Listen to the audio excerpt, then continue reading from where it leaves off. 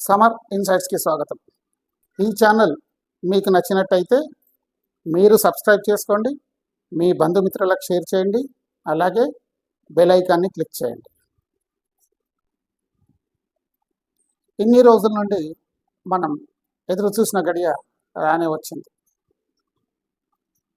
పహల్గాం దాడి తర్వాత భారతదేశ ప్రజలందరూ కూడా ఎప్పుడెప్పుడా అని ఎదురు చూస్తున్న ఆ గడియ నిన్న సాయంత్రం మన కేంద్ర హోంశాఖ అన్ని రాష్ట్ర ప్రభుత్వాలకు పంపించిన ఉత్తర్వులతో అందరికీ ఖాయమైపోయింది ఏంటంటే రేపు కాదు ఎల్లుండి ఈ 2 రోజుల్లో దాడులు ప్రారంభమవుతాయి. ఇక్కడ ఇరు దేశాల వారికి కూడా నష్టమే యుద్ధం అంటే. కానీ భారతదేశ ప్రధానికి నరేంద్ర మోడీకి భారత ప్రజలందరూ 140 కోట్ల మంది, కొంతమంది తప్పిస్తే పూర్తిగా 95% అనుకుందాం, మేము మీ వెంటే ఉన్నామనే భరోసా ఇచ్చేశారు. దానికి నరేంద్ర మోడీ గారు ఈరోజు ఒక కార్యక్రమంలో నేను మన త్రివిధ దళాలకు పూర్తి స్వేచ్ఛనిచ్చాను అని కూడా చెప్పేశారు. కాబట్టి ఇక దాడి చేసి పాకిస్తాన్ నాశనం చెయ్యడం మాత్రమే మిగిలింది. ఈ మధ్యలో మనకి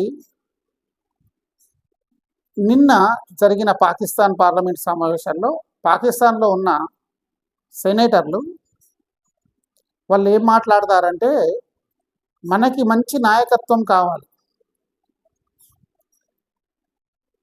నరేంద్ర మోడీ లాంటి నాయకత్వం మనకు కావాలి, ఇప్పుడున్న నాయకత్వం బాగా లేదు అనే అభిప్రాయాన్ని వెలిబుచ్చారు. దీన్ని అన్ని న్యూస్ ఛానళ్ళు మన భారతదేశంలో కూడా ప్రసారం చేశాయి, అందరూ చూశారు కూడా.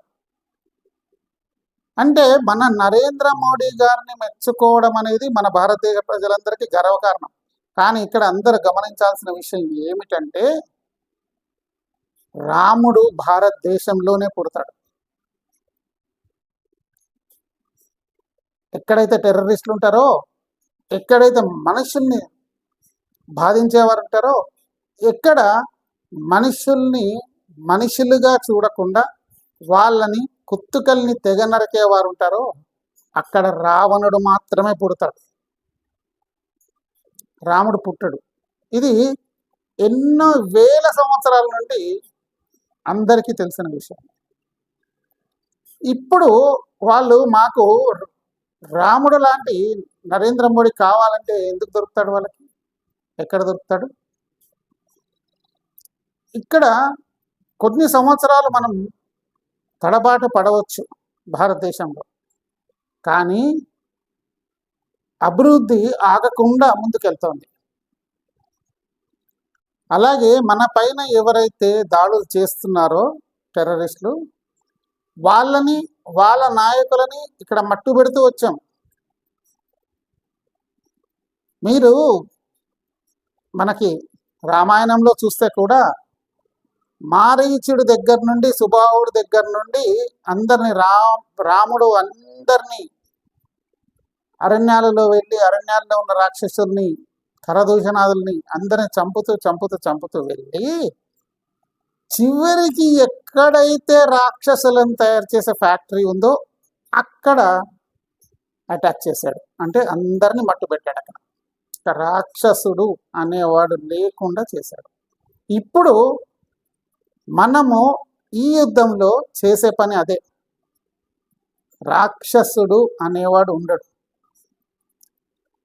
ఇతరులని కుత్తుకలను కోసి, ఇతరులని బుల్లెట్లు పెట్టి చంపి ఆనందించేవాడు తప్పకుండా రాక్షసుడే. వాడు మనిషి అనేదానికి ఎట్టి పరిస్థితులలో కూడా మనం అవకాశమే లేదు. వాడిని మనిషిగా గుర్తించద్దు కూడా. ఒకవేళ వాడిని మనిషిగా గుర్తిస్తే మనం తప్పు చేసిన వాళ్ళం అవుతాం. కొంతమంది ఉంటారు, మనం భారత్ ఆప్కా భారత్ తుమారా తుకడా తుకడా కరేంగే అని తుకడే తుకడే గ్యాంగ్ వాళ్ళు కొంతమంది ఉంటారు. అంటే వాళ్ళు కూడా వాళ్ళ సహవాసులే. ఎందుకంటే రాముడు లంకకి వెళ్ళే ముందు మిగతా రాక్షసులందరినీ చంపింది భారతదేశంలోనే, అక్కడ కాదు. అక్కడికి వెళ్ళిన తర్వాత ఫ్యాక్టరీలో తయారయ్యే ప్లేస్ని ధ్వంసం చేశాడు. ఇక్కడ అందరినీ చంపుతూ చంపుతూ చంపుతూ వెళ్ళాడు. కాబట్టి పాకిస్తాన్ ప్రజలారా, మీకు రావణుడు మాత్రమే ఉంటాడు, వాడు మిగలడు. ఇంకా ఇక్కడ మనకి కొంతమంది మన నాయికలు పాకిస్తాన్కి నీళ్ళు ఇవ్వట్లేదని తెగ బాధపడిపోయి పాపం ట్విట్టర్లో దీంట్లో అన్నీ వాళ్ళు వాళ్ళ ఇవి పెట్టారు, పోస్టులు పెట్టారు. దానికి జవాబుగా అక్కడ ముదస్సిర్ లుక్మాన్ అని పేరు పెట్టుకున్నాడు. మరి అంటే చూడమనేమో లేకుంటే చూస్తానేమో, చూడడానికి మిగిలవు నాయన. అతను నిన్న టీవీకి ఇచ్చిన ఒక పోడ్కాస్ట్లో ఆయన ఏం చెప్తాడంటే, మన ఎవరైతే వాళ్ళ మత పెద్దలు ఉంటారో మత పెద్దలను అడగాలంట ఏంటంటే, భారతదేశం యుద్ధం జరిగిన తర్వాత భారతదేశాన్ని ఓడించిన తర్వాత అక్కడ ఉండే హీరోయిన్లను తెచ్చుకొని నేను ఉంపుడుగా తెలుగు ఉంచుకోవచ్చా అని. అంటే ఇలాంటివన్నీ కూడా మన భారతదేశంలో మన ప్రభుత్వానికి వ్యతిరేకంగా జరుగుతూ ఉన్నాయి. ఇప్పుడు మనం కల్లారా చూసేది ఏంటంటే, ఇంకా పాకిస్తాన్ పతనమే. నీళ్ళు ఇచ్చేది కాదు, మనకి నరేంద్ర మోడీ నీళ్ళని ఆపేసేసి అక్కడ నదులలో నిన్న చూశారు, టీవీలలో చూపించారు, నదులన్నీ అడుగంటకు పోయాయి మొత్తం. ఇంతవరకు ఎప్పుడు లేవట. అంటే నీళ్లు పరిపూర్ణంగా ఉన్న నీటిని ఆపేశారు కాబట్టి అవి అడుగంటకు పోయాయి. ఇప్పుడు అక్కడ వాళ్ళ నెత్తురు పారుతుంది. అందుకే నరేంద్ర మోడీ మనకి 2015లోనే చెప్పారు ఏంటంటే, రక్తము నీరు కలిసి పారదని. ఒకవేళ పారితే నీళ్లు పారాలి, లేదంటే రక్తం పారాలి. ఇక్కడ నుంచి మేము నీళ్ళు ఇచ్చి మళ్ళీ మా రక్తాన్ని పారించాలంటే మా వల్ల కాదు. దానికి జవాబు మీరు త్వరలోనే, అంటే 24 గంటల్లోనో 36 గంటల్లోనో చూస్తారు.